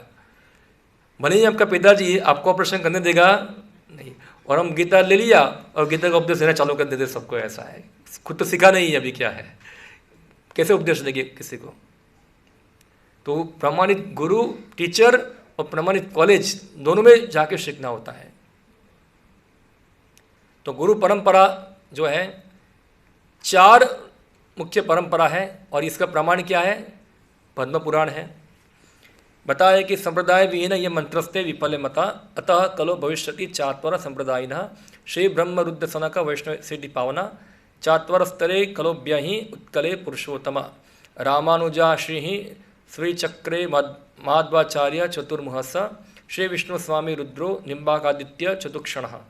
तो ये बताया कि इसका अर्थ है संप्रदाय के बिना जो भी कोई शास्त्र का अध्ययन करता है वो सब क्या होता है? विफल होता है। जैसे आप बिना टीचर के क्या पढ़ते हैं? बुक्स पढ़ते हैं, या बिना कॉलेज किए आप क्या पढ़ते हैं? बुक्स पढ़ते हैं, सब विफल है। इसीलिए शास्त्र को पढ़ने के लिए 4 संप्रदाय हैं। कौन कौन से? श्री, आपको मैं दिखाता हूँ पूरा, श्री ब्रह्म रुद्र कुमार, 4 संप्रदाय है। ये 4 परंपरा में वेदों का ज्ञान आता है। सबसे पहले भगवान कृष्ण ने ज्ञान दिया ब्रह्मा को, और ब्रह्मा जी ने ज्ञान दिया अपने पुत्र नारद को। नारद ने ज्ञान दिया उनके शिष्य व्यासदेव को, व्यासदेव ने ज्ञान दिया मध्वाचार्य को, और इस प्रकार परंपरा बनती है। तो परंपरा ये आती है। दूसरी परंपरा है भगवान कृष्ण ने ज्ञान दिया ये रुद्र यानी कि शिव जी को, और शिव जी ने ज्ञान दिया नेक्स्ट उनके जो सहयोगी उनको दिया, और उनके आचार्य जो है वो है विष्णु स्वामी, जो कलयुग के अंदर परंपरा ये आचार्य से आती है। और इसके बाद आते वल्लभाचार्य, विष्णु स्वामी संप्रदाय जो ये है। और फिर भगवान कृष्ण ने ज्ञान दिया लक्ष्मी को, श्री को, और श्री आगे जाके ये ज्ञान जो आगे आता है रामानुजाचार्य की परंपरा में। तो आपने नाम सुना रामानुजाचार्य, दक्षिण भारत में है, उसको श्री संप्रदाय भी कहते हैं वहाँ। और फिर कृष्ण भगवान ने ज्ञान दिया कुमार को। कुमार पता है आपको? आजकल पता नहीं होगा। ये 4 कुमार होते हैं, छोटे छोटे बच्चे, ऐसा है। टीवी में देखा होगा आपने कभी? हाँ आता है भाई, टीवी में बताना पड़ेगा आपको कि कुमार को जानते नहीं होगे आप। 4 कुमार छोटे बच्चे हैं, मगर वो बच्चे नहीं हैं, बहुत बूढ़े हैं वो मगर क्या है, बच्चे हैं वो, नारद से ही बड़े हैं, ब्रह्मा के प्रथम पुत्र है वो लोग, मगर क्या है, बहुत छोटे छोटे हैं। तो ये कुमारों को दिया, और ये कुमार के द्वारा ज्ञान आता है निम्बार्काचार्य से, उसके द्वारा निम्बार्क का संप्रदाय बनता है। तो ये 4 जो है वैदिक साहित्य सिखाने के लिए, समझाने के लिए दुनिया में ये 4 परंपरा आती है। यहाँ से वैदिक साहित्य का प्रसार होता है पूरा। हम लोग जो है, कोई बोलेगा हम लोग कहाँ से आते हैं, तो हमारी परंपरा क्या है? ब्रह्मा से नारद, नारद से व्यास, व्यास से मध्वाचार्य, मध्वाचार्य से पर उनके शिष्य। आपको ज़्यादा जानना है तो गीता के आई थिंक यहाँ पूरी परंपरा है इधर।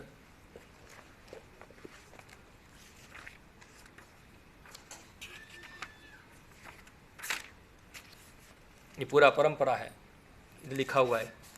टोटल ब्रह्मा से लेकर कृष्ण भगवान से लेकर अभी तक 32 आचार्य आ गए। ये तो खाली मेन ब्रांच दी गई, जैसे बहुत सारी, जैसे पेड़ होता है, पेड़ के अंदर सब ब्रांच भी होती है, तो मुख्य ब्रांच दी गई है, ऐसा है। तो हम लोग जो है ये परंपरा में आते हैं। इसका नाम है ब्रह्मा। थोड़ा मोबाइल ऑफ कीजिए प्लीज़। आपको नहीं आता है तो आपको सिखाता हूँ कैसे करना है। एक बार एक मोबाइल बंद करने का एक क्या करें, क्लास करेंगे हम लोग, कैसे बंद करना है उसको। या तो यूट्यूब पे वीडियो देखेंगे हम लोग कैसे उसको स्विच ऑफ करना है, ये सब सीख जाएंगे। थोड़ा बंद करो उसको प्लीज़। तो ये जो परंपरा है हमारी वहाँ से आती है। ब्रह्मा नारद को फिर नारद ने भी व्यास से फिर मध्वाचार्य, और इसके बाद ये परंपरा आगे बढ़ती है चैतन्य महाप्रभु, उनके बाद षड गोस्वामी इस परंपरा, और भी इसके बाद ऐसी भक्तिवेदांत स्वामी श्रील प्रभुपाद जो हमारे इस्कॉन के संस्थापक आचार्य है, उनके बाद उनके शिष्य, और ऐसे ऐसे आगे बढ़ती है। तो हम लोग ये परंपरा में आ रहे हैं। तो हम लोग जो बताएंगे वो हमारा ज्ञान नहीं है। कहाँ से आ रहा है ये? वेदों से आ रहा है, और वेद परंपरा में आ रहे हैं, और परंपरा के माध्यम से ही हम बता रहे हैं ये। इसलिए हमारा कोई ज्ञान नहीं है, ये परंपरा से ही आ रहा है। ठीक है। यहाँ बाकी सभी परंपराओं में सेम ही ज्ञान आता है। जैसे आप देखो, अलग अलग सिखाने के लिए अलग अलग यूनिवर्सिटी होगी। गुजरात में एक यूनिवर्सिटी होगी, आपको पता होगा। आपके सौराष्ट्र में एक यूनिवर्सिटी है, सौराष्ट्र यूनिवर्सिटी है, और उधर जाएगी अहमदाबाद में तो कोई गुजरात यूनिवर्सिटी होगी, या तो बड़ौदा में क्या है MS यूनिवर्सिटी है, सूरत में कुछ होगी। सभी यूनिवर्सिटी अलग अलग होगी, मगर उसमें क्या होगा, सिलेबस जो होगा थोड़ा अप डाउन होगा, मगर क्या होगा, उसके जो सिद्धांत सब जगह सेम ही होंगे, उसमें कोई गड़बड़ी होगा नहीं। तो सभी परंपराएं अलग अलग संप्रदाय की होगी, मगर उनका जो बेसिक नॉलेज है सबका क्या होगा, सेम ही होगा। यहाँ ये परंपरा हमारी है, कृष्ण, ब्रह्मा, नारद, फिर इसे व्यास, चैतन्य महाप्रभु, भक्तिवेदांत स्वामी परम प्रभुपाद, और इसके बाद आगे बढ़ रही है, ऐसा है। तो ये परंपरा है।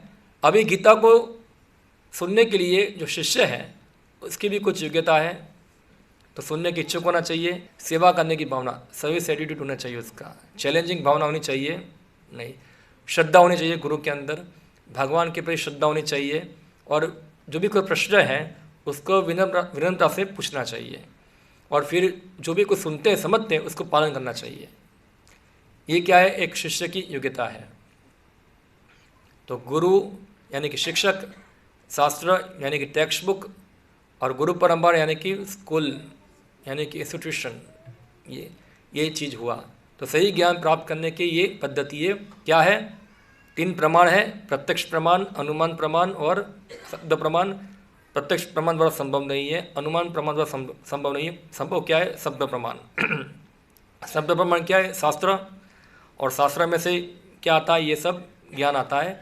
और शास्त्र को समझने के लिए हमको क्या चाहिए? 4 परंपरा है, श्री, ब्रह्मा, कुमार, रुद्र, और इस प्रकार गुरु परंपरा के अंदर ही हम ये शास्त्रों को समझ सकते हैं।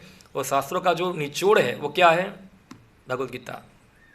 तो हमने भगवद गीता को स्थापित किया कि अभी जो कुछ भी हम बोलेंगे, कहाँ से बोलेंगे? ये गीता में से, या तो वैदिक साहित्य में से, खासकर श्रीमद् भागवतम और श्रीमद् भगवद गीता। ये कलयुग का 2 मुख्य शास्त्र है, ऐसा है। कुछ उसके आजू बाजू वाला, कुछ बाहर का कुछ बोलेंगे नहीं। अगर बाहर का कुछ बोलता हूँ वो मेरा मत हो गया, और मेरा मत हो गया तो वो तो सही नहीं हो सकता है। हाँ, मैं बोलूँगा कुछ ऐसा है तो वो तो मेरा मत है। इसलिए अभी हम जो कुछ भी समझेंगे गीता के अनुसार ही समझेंगे, जो आपको गीता का प्रमाण दिया जाएगा इसके अंदर। तो ये आज का विषय हमारा आज पूर्ण होता है यहाँ। और कल हम देखेंगे गीता का पहला विषय होगा जीव, आत्मा। इसको अंग्रेजी में कहते हैं द साइंस ऑफ सोल, आत्मा का विज्ञान। किसके आधार पे? गीता के आधार पे, और थोड़ा विज्ञान के आधार पे भी, क्योंकि हम विज्ञान में ज़रा हमको विश्वास है थोड़ा।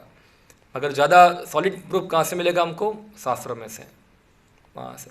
तो कल का विषय रहेगा, और कल का टाइम भी यही रहेगा 7:30 बजे। और कल का विषय थोड़ा कम है, इतना लंबा नहीं है, थोड़ा जल्दी ख़त्म हो जाएगा।